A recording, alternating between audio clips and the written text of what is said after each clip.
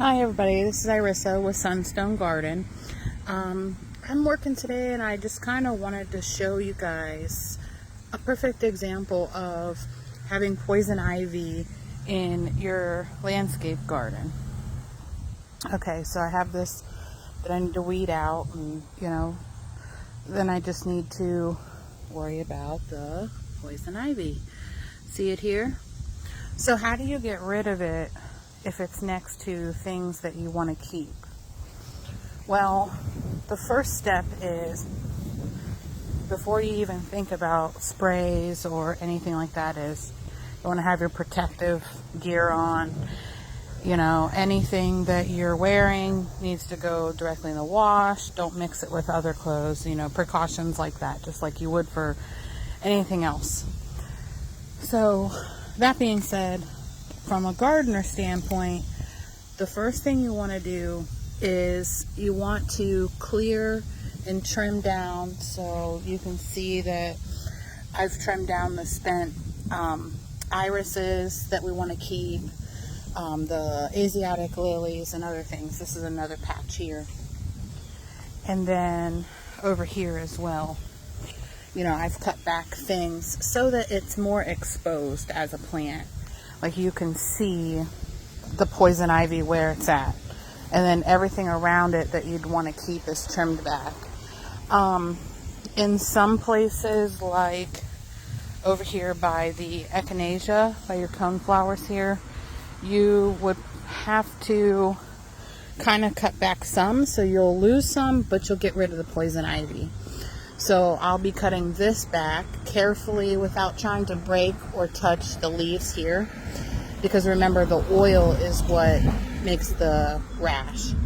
And so this will be cut back, and then this will be exposed so that on a non-windy day, well, it's windy right now, so it won't be able to be done today, but on a non-windy day, you can then come in with a brush killer like that triclopor or something like that, where you could actually spray it. And it probably might take 2, maybe 3 times to spray it, but all in all, it'll end up being eradicated.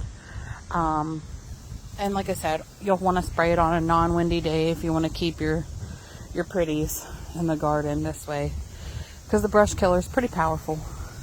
But for today, I'm just exposing our plants here of poison ivy so that we can prepare them to spray.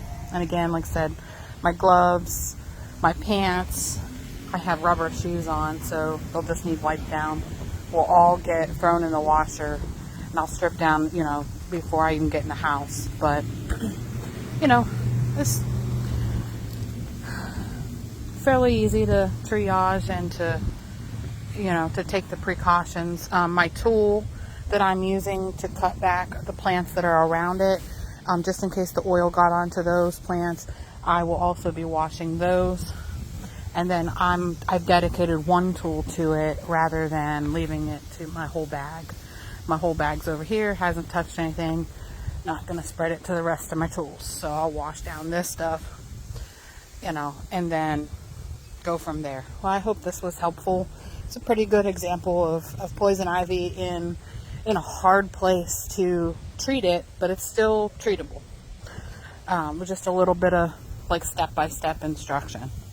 So if anybody has any questions, let me know, and I'll do my best to answer them. Ooh, bumblebees.